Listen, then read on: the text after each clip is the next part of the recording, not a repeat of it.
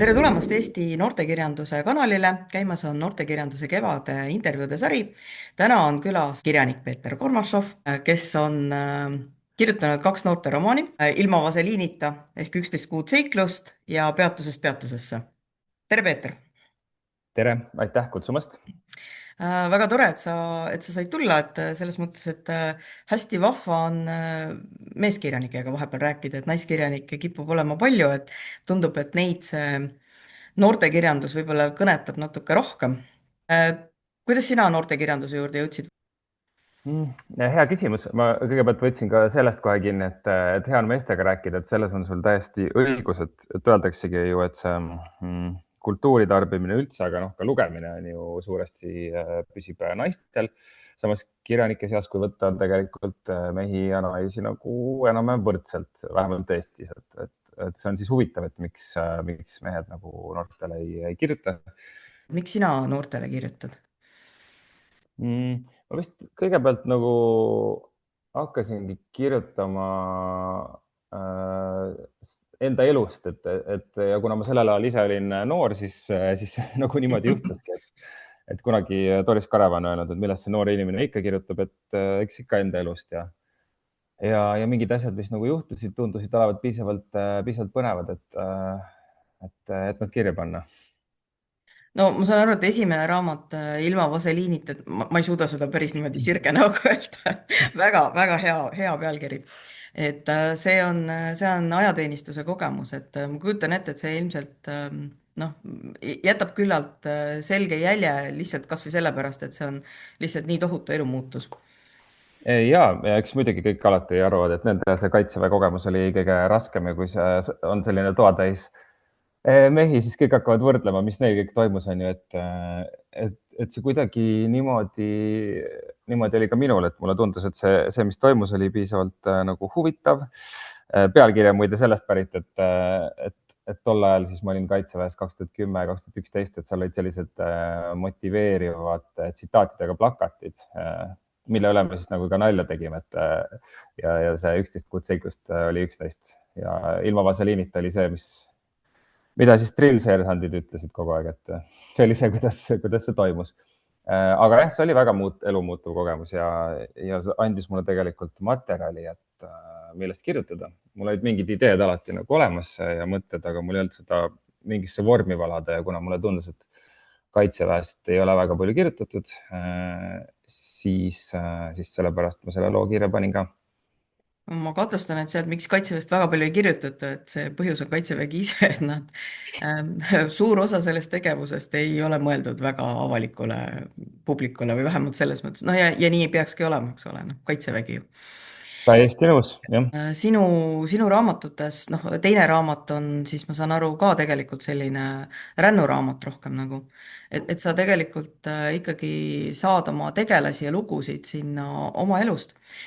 Nad ei ole ju ometi päris autobiograafilised, et nad on pigem ikkagi ilukirjandus, eks ole. Nii ja naa tegelikult jah, et selle kohta öeldakse ka, et kui sa paned mingi asja nii kirja, siis isegi kui see on päriselu, siis see ei ole tegelikult enam päriselu, kui ta on kirja pandud. Et selle teise raamatuga oli nii, et sinna ma jah, rohkem kindlasti sulatasin kokku neid tegelasi, nagu ikka tehakse, nagu ka filmide puhul tehakse.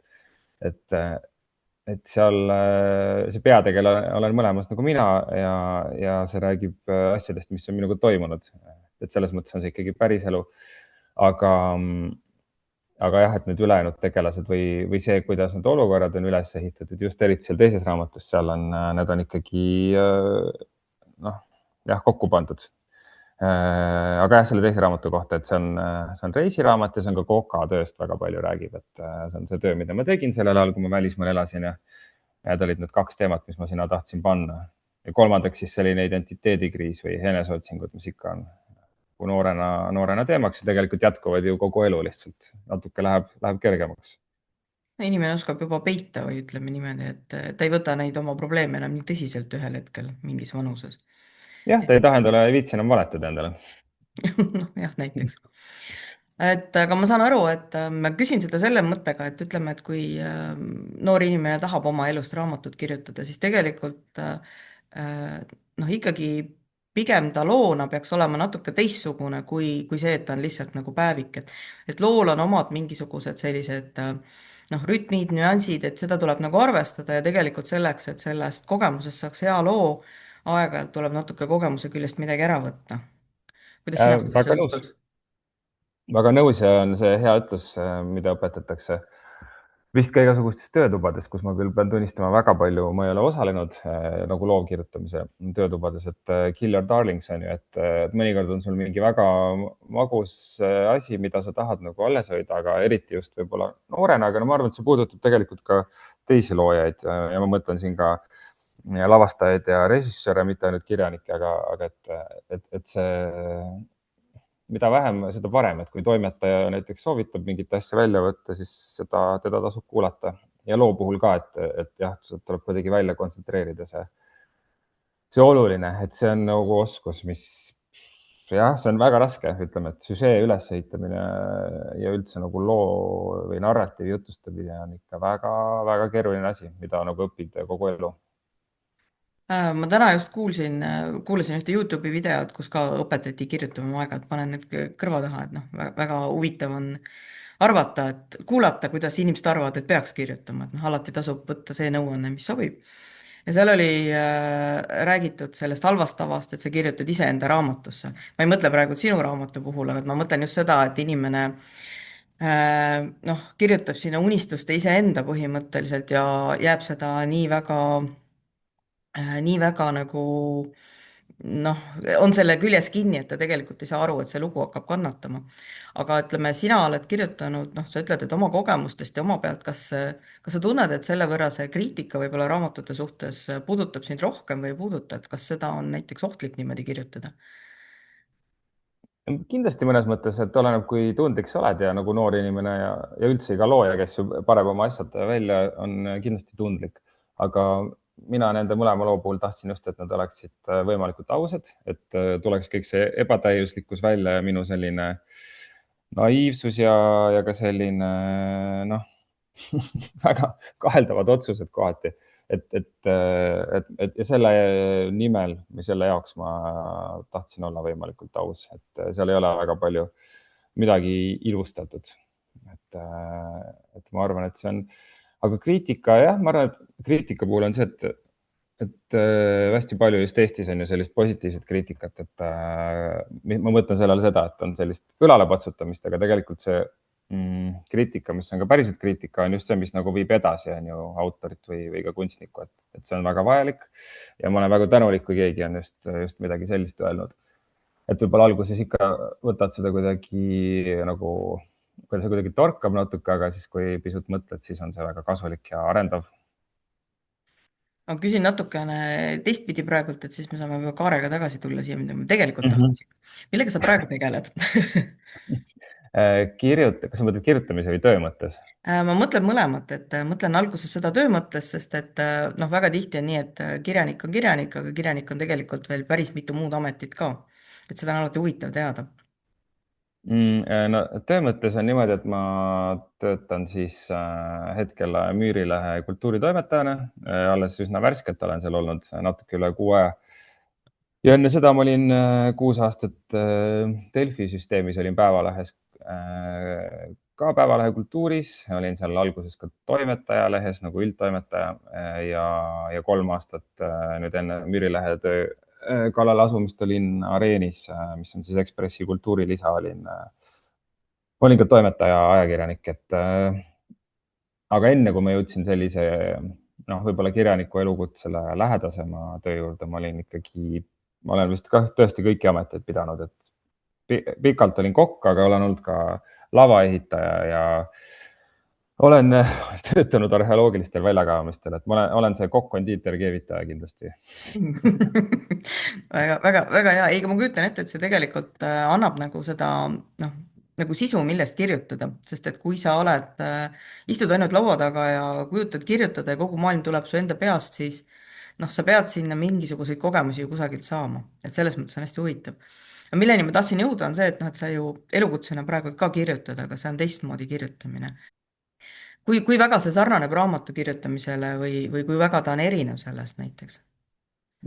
ta on ikkagi üsna erinev, et ajakirjandus on selles mõttes, noh, kultuuriajakirjandus on natuke teistsugune, et ta on vabam, sa saad ikkagi olla natuke belletristlik või ilukirjanduslik, aga ikkagi kuskil on, eks ju, faktid ja mingisugune struktuur ja mingisugused artiklite formaadid, et sellele ta peab palju rohkem vastama kui ilukirjandus, et ma just käisin siin septembris, olin Gotlandil, Visbys, olin Kirjanike Liidu residentuuris või noh, see ongi selline Balti või Läänemere regiooni kirjanike loomemaja ja siis mul läks jah natuke aega, et saada uuesti sinna nagu kirjandusliku soone peale, et see on erinev, aga kokkuvõttes mõnes mõttes on kõik ikkagi kirjutamine.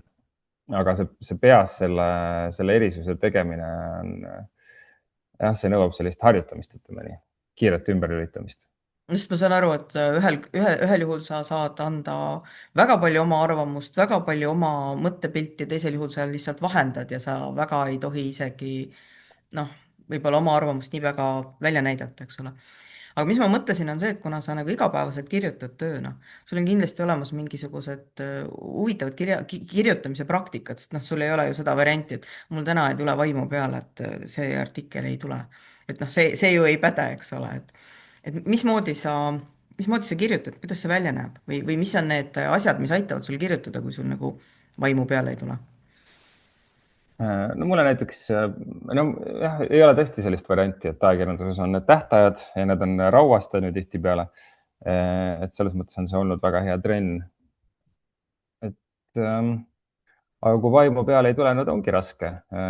et siis no tegelikult isegi ja mõni päev ongi väga nagu tüütu ja üldse töö ei edene, aga siis mind nagu selles muusika alati aidanud, et ma panen selle käima mingisuguse, ma ei tea, bändi või plaadi või ma ei tea, playlist'i ja siis sellega viin ennast kuidagi sinna seisundisse. ma tean paljusid, kes üldse ei suuda kirjutada, kui neil mingi muusika mängib. ja hea on ka siis paus teha, võib-olla minna jalutada või teha midagi muud, sest et nagu päris pressidest ka ei tule, aga need on minu trikid olnud ja kui lugeda kirjanike neid päevakavasid või rutiine, mis neil on olnud aegade jooksul, siis väga paljudel sisaldub selles mingi pikem jalutuskäik, et see on üks asi, mis minu meelest alati aitab. et pigem siis nagu ära teha need mingisugused nii-öelda asendustegevused, kui piinelda seal ekraani ees. no minul. kui on käsikirja tähtaeg, siis mul saab külmkapp näiteks väga tühjaks ja väga puhtaks, et ma pesen seda väga suure hoolega, et mitte ja koristamine on ka jah. koristamine on ka hea, jah.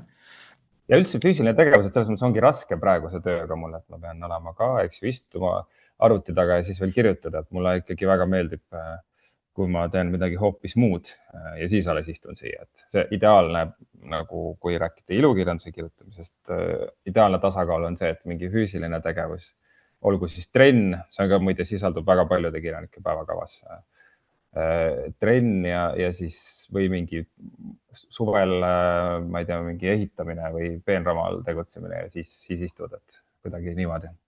no see trenn on üsna praktiline selles mõttes, et kui siin nagu päevas ikka mitmeid tunde istuda, siis selg jääb valusaks muidu, et selles mõttes see on selline, kõik saavad sellest ühel hetkel aru, et võib-olla oli hea selline füüsis, millega alustada, siis ühel hetkel kõik saavad nii palju vanaks, et peab tegelema selle küsimusega ka. nii on. näen sul taustal raamatuid, nii et ma kohe tean, et sa meeldid mulle kohe väga, et selles mõttes raamatutega inimesed on lahedad. mida sa loed, mis sind inspireerib või kas sa loed just vastupidi, väga erinevaid asju? no väga erinevaid asju, ma pean küll ütlema, et sinul on palju uhkem raamaturiiul, seal palju rohkem raamatuid, aga mul on need ka erinevas kohas siin korteris. ma nii arvasingi. et ma loen, praegu näiteks loen väga huvitavat raamatut, mulle meeldivad igasugused ka mälestused ja autobiograafiad, ma loen sellise Eesti kirjaniku nagu Karl Astrumori mälestusi ja tema puhul on väga huvitav see, et ta on ka pärit Võrumaalt, kus on ka minu maakodu ja tal on hästi huvitav elukäik, ta on olnud osalenud igasugustes revolutsioonides ja pärast olnud veel, pärast olnud minu meelest ka seal ajutises, mitte ajutises valitsuses, aga selles Riigikogus ja siis ta on jah, väga huvitav tegelane. et sellised lood mulle meeldivad. Igasugused autobiograafiad. Ja ma loen, ütleme, ilukirjandust kõige rohkem, et ma ei loe eriti sellist aimekirjandust, et kõik, mis kätte satub, selle võtan ette. kas sa, kaks küsimust tegelikult, et kas see, et sa ise oled kirjutad, kas see mõjutab seda, kuidas sa loed? sest et ma aeg-ajalt näen, et mõne raamatu see rikub minu jaoks näiteks ära, et ma tean, kuidas kirjutatakse.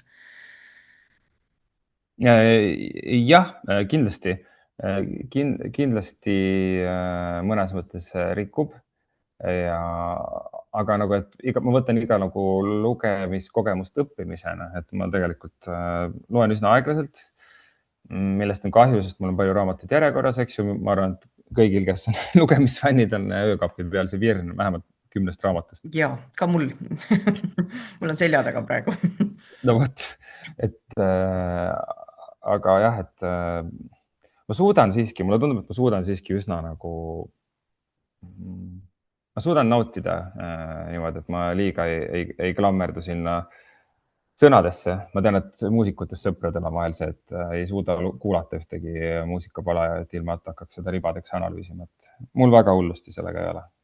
kas sa tunned, et see, mida sa loed, mõjutab seda ka, mida sa kirjutad, sest noh, sa ütled, et sulle meeldivad autobiograafiad, need, mida sa kirjutad, on ka tegelikult noh, sellised isiklikud kogemused väga. et kuidas, kas seal on see üks-ühene, et kumba pidi see seos on, et Alguses kindlasti ja mulle meeldisid väga paljud ka kirjanikud, kes just nagu oma elu põhjal kirjutasid, ma ei tea, nagu Hemingway või Bukowski või Hunter S. Thompson ja kes täpselt on sellised noormeeste kindlasti just lemmikkirjanikud, aga noh, mida vanemaks saad, seda rohkem see pilt kuidagi laieneb, et näiteks praegu ma proovin kirjutada või mitte ei proovi, vaid kirjutangi lühijutte ja siis selle jaoks, et nagu paremini neid kirjutada ja just õppida karakteri arengut, et see on asi, mida ma tahan teha, tahan teistest inimestest kirjutada, mitte enam nii palju iseendast, noh, iseenda pinnalt ikka. Siis ma olen lugenud näiteks lühijutte, aga loen ka autobiograafiaid ja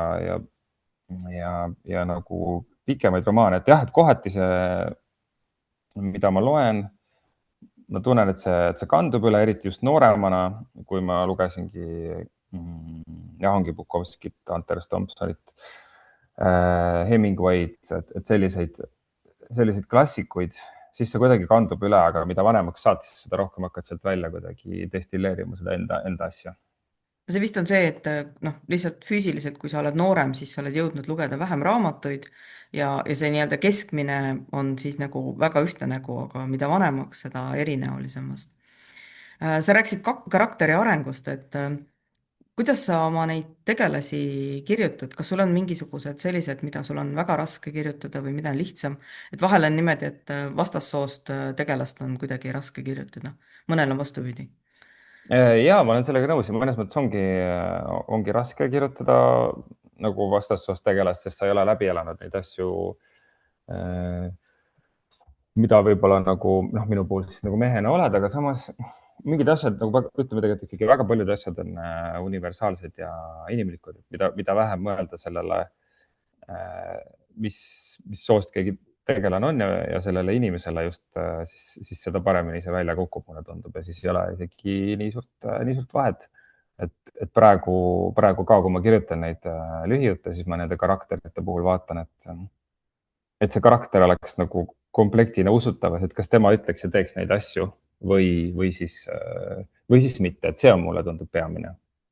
kas sul on prototüübid või sa nii-öelda kogud siukseid killukesi, et näed, sellel on äge nina ja sellel on ägedad silmad ja see viskab kihvtilt nalja, et paneme kõik kokku, et kuidas sul need tegelased selles mõttes tekivad?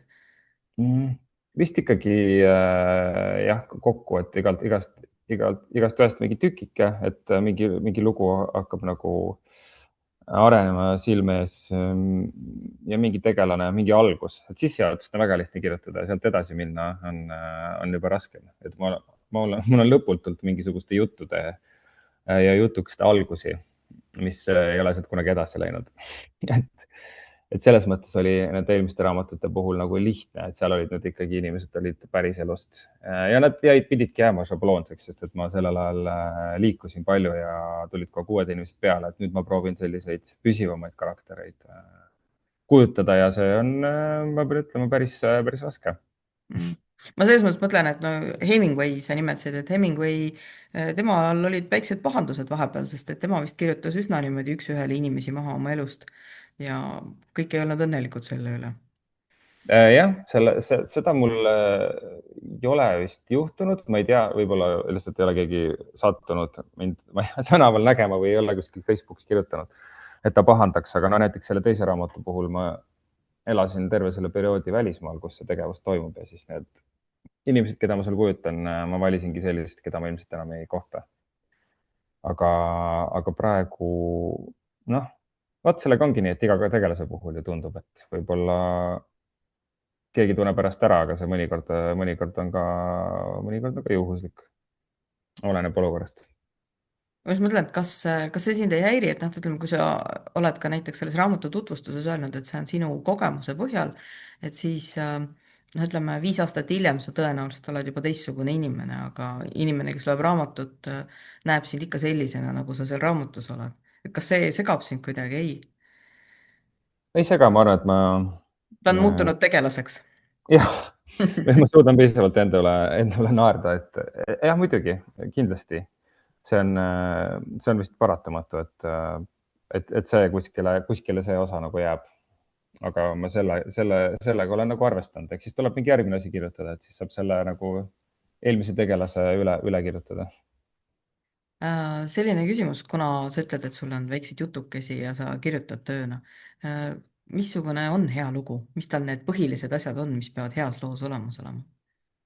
no vot, ma arvan, et siin oleks sinu vastus oleks siin sama hea kui minu oma, et igalühel on oma asjad, et noh, mulle meeldivad sellised, millega ma saan kuidagi isiklikult suhestuda, kus ma tunnen ära mingi olukorra või koha või siis riigi või midagi sellist, aga peamine on, no see on üks pool, aga teiselt poolt, kui lugu on kirjutatud, no seda on raske kuidagi nagu see ei ole midagi konkreetset, aga kui ma näen, et sellel loojal on vaja olnud seda lugu kirjutada ja see kehtib kõigi kunstiteoste puhul minu jaoks, et ma näen, et tal on vaja olnud seda teha, et see ei ole lihtsalt see, et ma teen, aga et tal on mingi sisemine kuidagi vajadus. et see on mingi asi, mis kohe tõmbab magnetina.